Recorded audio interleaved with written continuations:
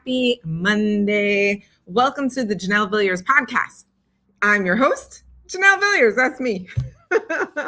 So here on the Janelle Villiers Podcast, we talk about all things related to books and you publishing your books and how to write your book, how to edit it, how to market the book, all of these things. And so if it's not me giving you tips on how to do these things and having conversations around them and answering your questions around these things, then I am interviewing an author, and you guys get to hear from an author about their journey and what they've done in order to write their book. And sometimes I even interview people who don't have a book out just yet, but what they've got to share is just as important.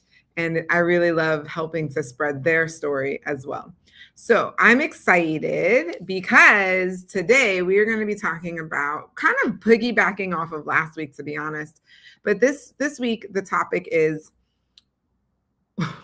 why there's okay, this is going to annoy me. So I'm going to fix that.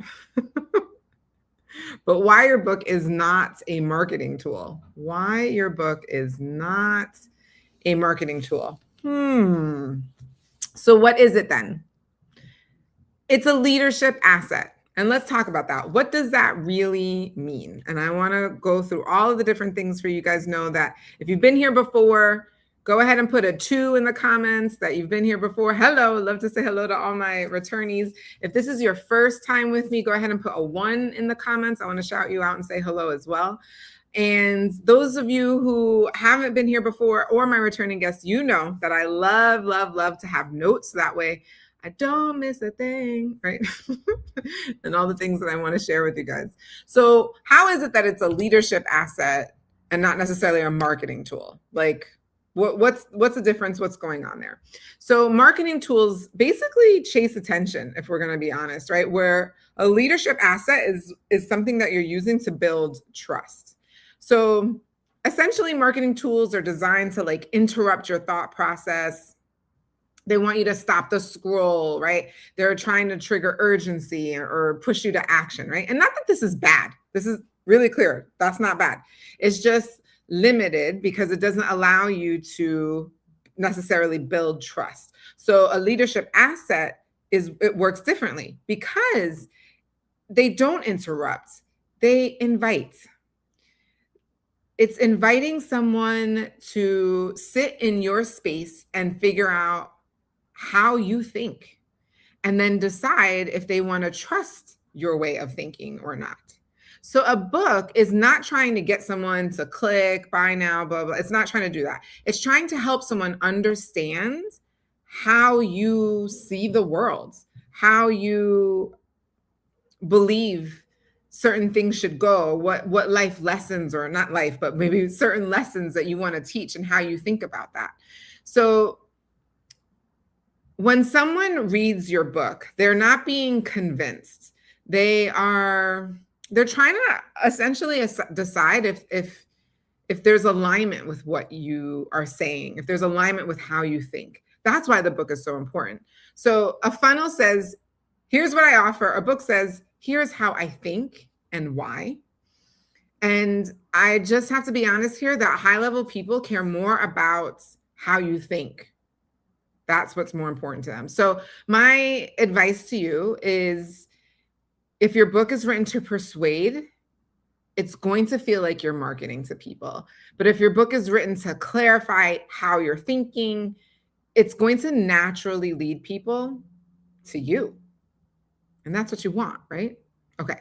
So if that was really helpful, or if you feel like that speaks to you, go ahead and put a 1 in the comment section so I know that you found point number 1 really helpful.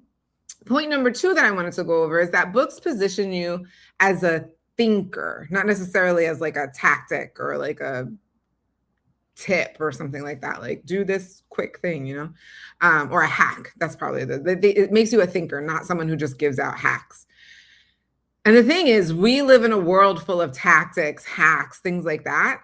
And everyone has a tip for something, but high-level audiences aren't looking for another hack. They're not looking for like another gimmick, so to speak. They're really looking for someone who can help them think better, right? They're looking for other people who can think outside of them. And so what's really important is that your book is creating a leadership asset because it's showing how you think, it's showing how you interpret information, it's showing how then you execute and use that information. It's not necessarily just like repeating some random tip out there, right? And the book really allows you to slow that down and show your reasoning. And sure, results are important, but I think the book really allows for the other side of it. How did you get there? What did you have to do to get the results that you eventually got?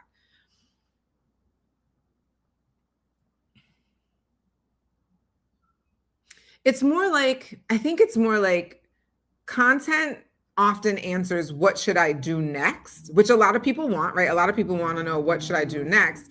But a book answers how should I think about this problem? And that is just a different mindset. And your high ticket people that you want to work with, your clients that you want to work with, they're thinking that they want to know how should I be thinking about a problem, not just like this next tip. And so your book should clearly communicate what you believe, what you challenge, and what you refuse to oversimplify. That's big. Hi, Jaziera. All right, so let's talk about tip number 3. Although if tip number 2 really resonated with you, go ahead and put a 2 in the comments so I know that 2 resonated with you. Tip number 3 that I wanted to talk about is that leadership assets work even when you're not promoting them. So marketing tools require this like constant energy that you're putting them through, right? Like you're constantly posting, you're constantly putting up ads. And then essentially they stop working because no eyeballs are on them, right? And so a leadership asset keeps working quietly in the background. No one's seeing these people read your book. Essentially, a book can even be read years after you've even written it. It could be shared, people can reference it, they can quote it, they can even recommend it, and you're not even present for any of this. So it often reaches people before they even ever meet you. And then your book can stand in place of you, essentially, right? Because you can only touch so many people, but your book can touch people that you can't. So let's say someone reads your book and then later they hear your name in a room that you are not in. The thing is, though, because they've already heard your name, they've read your book, they already trust you. And this is what the difference is in terms of the leverage that your book can use to create the mindset of a leader, right? You're a leader. There's someone that they trust. They know how you think, right? And they align with that.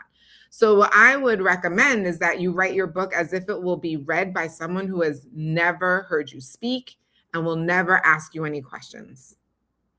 Write it for that person. Okay, if that was really helpful, go ahead and put a 3 in the comments so that way I know that tip number 3 is helpful, or point number 3 is helpful. The 4th thing that I want to talk about is that a leadership book filters the right people in. So one of the biggest mistakes authors make is trying to make their book ready for, they want it to be for everyone. This book is for everyone. Everyone should read it, right? Okay, so when your thinking is super clear, the thing is, some people will resonate with it and some people may not. And that's okay because you're really writing it for the people who it will resonate with. A leadership book attracts people who already agree with your premise and are open to it. And that's exactly who you're looking to work with. And so anyone who's not aligned with how you think and that type of thing, they're just going to be like, oh, this is not for me. And that's great because you wouldn't want to work with them anyway. So a reader who finishes your book and thinks, this is exactly how I think. Oh my gosh, right? This is exactly how I think. They're already aligned. And the relationship, the trust, all of that is going to get built through that alignment. You don't necessarily have to convince them, right? That isn't required anymore. And so what I would recommend is if you are afraid that your book might turn some people off, you're actually probably writing it honestly and you're on the right track. You're doing the right thing. Go you. Keep going. Hey, Bill, I see that point number 3 really resonated with you. And I completely understand that. It certainly resonates with me. So number 4 is obviously your book is going to filter some folks out who aren't in line with you. So if point number 4 really resonated with you, go ahead, please, and put a 4 in the comments so that I know. The 5th idea that I wanted to share with you is that books create long-term equity, not short-term spikes. So what do I mean by that? Essentially, marketing creates like moments, but leadership creates momentum. A book is not meant to spike sales for a week.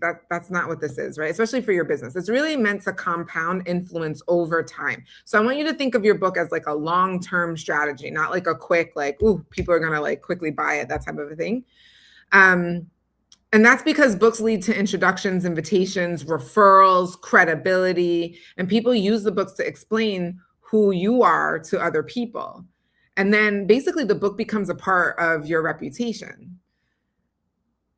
Someone might say something like, oh, you should go talk to him or you should go talk to her because she literally wrote the book on this. That kind of thing is what you want people to be saying when you're not even in the room, right? That's excellence. And that type of thing carries a lot of weight. So what I recommend on this point is that you need to ask yourself what you want your book to unlock over the next 5 years, not just the next 5 days.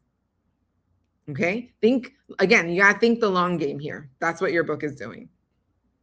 Okay, so if point number 5 really resonated with you, go ahead and put a 5 in the comments so that I know. Okay, the 6th thing is that when you write like a leader, sales become essentially the byproduct. Leadership writing is not trying to persuade, it's not trying to be clear. Clarity is just oozing out of it, right? And that's honestly what creates the confidence. And then that confidence is what creates the trust. And then the trust is ultimately what leads to the sale. That's why it becomes a byproduct. Because we already know this. People don't want to be sold, right? They want to decide for themselves. And so a really clear book with a clear message allows them to do that just organically. So they finish your book and essentially the decision is already made. So an example is that, a lot of times people, especially with marketing, if they're seeing you for the first time on social media or something, they're like, oh, can I trust this person? I don't really know. And so with a book, the question becomes, I really align with this person. So what's the next step? And that's what you want, right? We all want that. Let's be honest. So what I recommend is that you remove urgency language and replace it with explanation. Serve understanding first. Make sure that you're clear first, and certainly get editing, because when you have editors, they make sure that you're very clear. And so if point number 6 really resonated with you, go ahead and put a 6 in the comments section. All right. And the 7th, which is my final point that I wanted to bring up, is that how one shifts from a marketing tool to a leadership asset is going to be different for everyone. But I think it's important that we recognize a lot of us are going to have to make that shift. So some of the things that you can do is you want to clarify what you stand for, not just what you teach, right? So these are your beliefs. These are the things that you're really passionate about, and choose one specific reader that you want to lead right now. One specific reader that you're like, this is the person I want to lead. This is the person I want to align with. This is the person I want to resonate with. And then write to that person with a sense of conviction.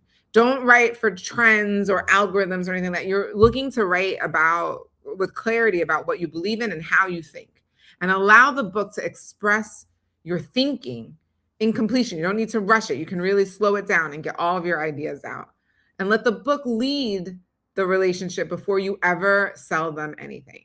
And this shift, I believe, changes how the book is written and also how it works with your readers. Okay. So we talked about a lot of different things. So specifically in focusing on why your book isn't a marketing tool, but it's actually a leadership asset. It's because a leadership asset builds trust, and that's what your book is doing. The book also, that's point number 1. Point number 2 is that books position you as a thinker, right? And you're not just giving tips or hacks, right? The third thing that we talked about is that leadership assets work even when you're not promoting them. So even when you're not in the room, people are talking about you. The fourth thing we talked about is that a leadership book filters out the wrong people and filters in the right people. You want to work with people that you're aligned with.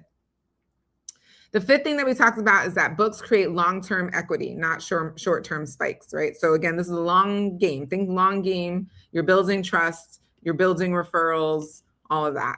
And then when you write like a leader, essentially the sales are just going to come as a byproduct. People are going to know you, they're going to trust how you think, you align with them, and they're like, all right, well, what's the next step? And then remember that there's going to have to be a shift from your brain, go from thinking like, oh, I need to market this and like an immediate like next step kind of a thing to, okay, I really am going to talk about how I think. I really want to make my message very clear. My beliefs are clearly understood. So that way I can find the people who align with me.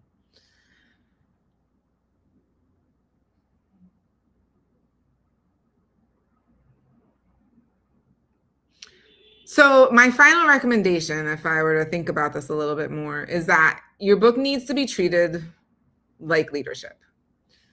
And I think that when you stop asking what your book can sell and start asking what it can stand for, everything changes. Because the truth is, leadership assets earn trust. And I believe that you should write accordingly. All right, that's all I've got for today. So if you have any questions around this, please go ahead and put your questions in the comments. I go back, I look at all the questions. If you are watching this live, go ahead and put an L for live. If you're watching the replay, go ahead and put an R. Let me know that you're watching the replay. I can't wait to see you guys next week. Same time, same place. Until then, have a great night, everyone.